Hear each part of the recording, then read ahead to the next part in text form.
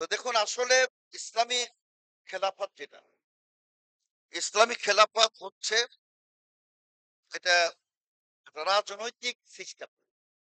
নিজামুন সিয়াসিয়ুন ফি ইদারাতি দাওলা বা ফি হুকমি শাব। এটা একটা রাজনৈতিক সিস্টেম। রাষ্ট্র, দেশ পরিচালনার একটা সিস্টেম, ইসলামী সিস্টেম।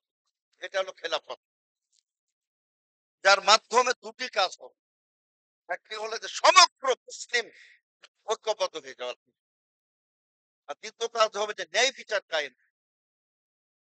ন্যায় বিচার কায়েম হবে। এই যে গণতন্ত্রের মাধ্যমে লুটপাট, গরিলুট, আমরা অবাক হয়ে যাই আসলে। এটা আমাদের স্বপ্নের বাইরে মনে হয়। ১,০০,০০০ কোটি পাচার, টাকা পাচার। ১,০০,০০০ বা কত বিলিয়ন, বিলিয়ন টাকা পাচার। মানুষের কত প্রয়োজন হয় সুবহানাল্লাহ। আমরা হতবাক হই। এই দুর্নীতিগুলো বন্ধ হয়ে যাবে যদি ইসলামিক খেলাফত। তার কারণ ইসলামিক খেলাফত মানে যিনি নির্বাচিত হবেন, যিনি হবেন ন্যায় পরায়ণ, সৎ, তাকওয়াবান, পরহেজগার, ইবাদতগুজার, এই ব্যক্তি হবে খলিফা। তো এটার আপনার যেটা বেস্ট সিস্টেম, সবচেয়ে উত্তম সিস্টেম সারা বিশ্বের খলিফা একজন হবে, ইমামুল ওয়াহিদ। বর্তমানে এটা অসম্ভব। কেন অসম্ভব? এখন পৃথিবী হয়ে গেছে দুবাই, রিয়াদ বলে ছোট ক্ষুদ্র ক্ষুদ্র রাষ্ট্র। সৌদি আরব একটা রাষ্ট্র। ওখানে আপনি যাবেন, ওখানে আপনি ক্ষমতা প্রয়োগ করবেন, আপনাকে যেতে হবে জেল। আরব আমিরাত যাবেন যে আমি ইসলামিক খেলাফত করতে চাই, সুতরাং সব রাষ্ট্র ভেঙে এক করে দেবো। এটা পাগলের প্রলাপ, পাগলের প্রলাপ হবে। সুতরাং এই চিন্তা এখন করা যাবে না যে সারা বিশ্বের খলিফাতুল মুসলিমিন একজন হবেন। এটা এখন সম্ভবই। ইল্লা মাশাআল্লাহ, আল্লাহর জন্য তো সবই সম্ভব। কিন্তু আমাদের আকাশ কুসুম কল্পনা করলে হবে না। এজন্য আপনার ক্ষুদ্র ক্ষুদ্র রাষ্ট্রেও আমরা খেলাফত প্রতিষ্ঠা করতে পারি। ছোট ছোট রাষ্ট্রেও খেলাফত প্রতিষ্ঠা করতে পারি।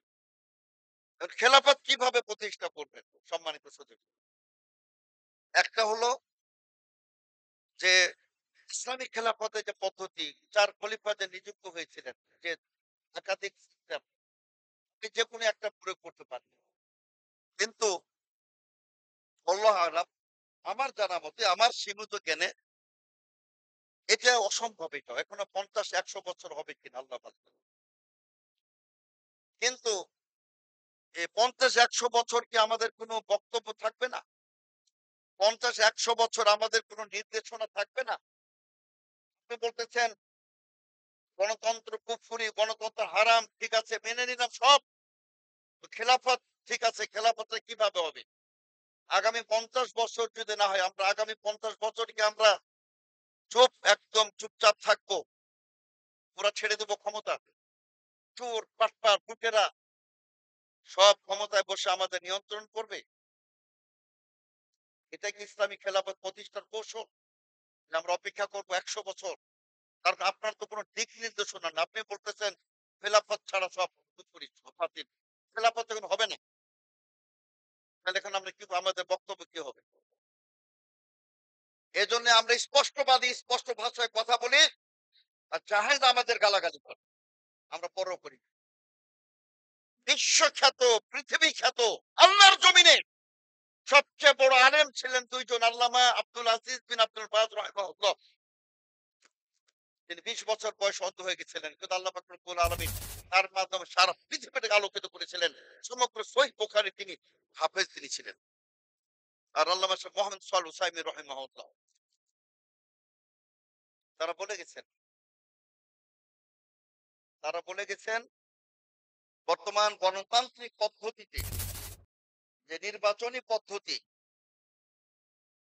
এখানে অংশগ্রহণ করা যেতে পারে। আমি তাদের বক্তব্য বলতেছি, আমার নিজের বক্তব্য না। সুতরাং আমাদের ওই যে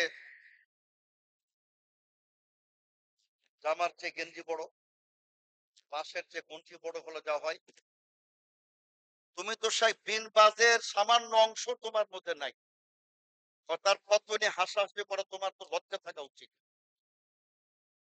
সে ওসাইমিনের তো সামান্য এলেমও তোমার মধ্যে নাই। তো সে ওসাইমিনের বক্তব্য নিয়ে তুমি হাসাহাসি করো। তোমার তির্যক কাটো আর তুমি এই যে তুচ্ছ তাচ্ছিল্য করো। শাইখ বিন বাজ আর উসাইমিন রাহিমাহুল্লাহ সারা পৃথিবীর আলেমদেরকে এক পাল্লা রাখলে এই দুজনের পাল্লা ভারী হয়ে যাবে।